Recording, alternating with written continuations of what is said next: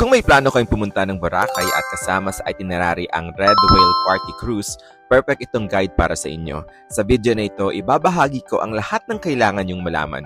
Magkano ang fee, ano ang mga activities na pwedeng gawin sa yacht, may food at drinks bang kasama, at kung sulit ba talaga ang experience. Ang Red Whale Party Yacht ay isang sikat na party cruise sa Boracay, isang malaking luxury yacht na merong water activities, music, pagkain at inumin. Pwede ka sumali sa junior tour o magpabook ng private charter. Una sa lahat, iba't ibang package ang ina-offer ni Red Whale. Meron silang Island Rhythm Cruise na 813 pesos per pax, perfect kung gusto ng chill island vibes. Meron din silang Trimaran Yacht Sunset Party Cruise na 1,338 pesos per pax kung gusto mo ng budget-friendly pero mas lively na sunset experience. Pero ang pinakabongga at pinakamasaya sa lahat ay ang Red Whale Yacht Sunset Party Cruise na 4,000 pesos per adult. You can book this tour on Klook and use the code PinoyTravelClook para makakuha ka ng discount. Alam ko, unang tingin pa lang ay mapapaisip ka na, bakit ang mahal?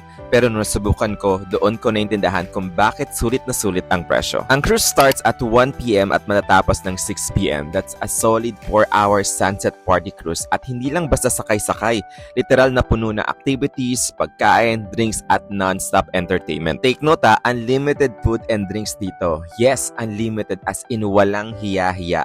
Meron silang pika-pika, instant noodles, fruits, dessert, at syempre ang paborito ng lahat, unlimited cocktails. Mapapawan to sawa ka talaga. Isa sa pinaka nagustuhan ko ay yung vibe ng party, yung host, DJ at mga crew. Grabe, bigay todo. Kahit hindi ka dancer, mapapasayaw ka sa energy nila. Ang sarap ng atmosphere, parang private party sa gitna ng dagat. Marami activities dito na hindi mo makakalimutan tulad ng glass kayaking. Sobrang relaxing, pwede ka mag-paddle mag-isa o humingi ng tulong sa staff. Silang bahala sa'yo. Kung gusto mo ng thrill, try mo ang slide and board jumping. Don't worry, safe ito dahil may life vest at nandiyan ang staff para mag-guide. Kung mahilig ka sa underwater adventure, perfect ang snorkeling and free diving. Provided ang fins at mga snorkeling gear at may stop sa paligid para safe ka.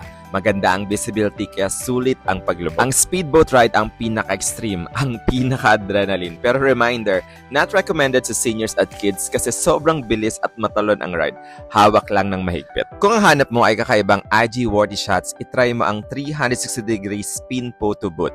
Bonus pa, ang staff super galing kumuha ng photos and videos lalo na during sunset. Pwede mo rin itry ang kanilang mermaid costume dahil super nice talaga. At syempre, huwag mong kalimutan tumigil sandali at namnamin ang sunset. Sobrang ganda lalo na kapag nasa deck ka ng yacht habang may chill music sa background. Sa iba, oo, medyo mahal ang 4,000 pesos. Pero para sa akin, sakto lang dahil hindi mo ito mararanasan sa typical sunset cruise. Sa dami ng drinks, activities at super energetic na staff, hindi ka mabibitin kahit isang minuto.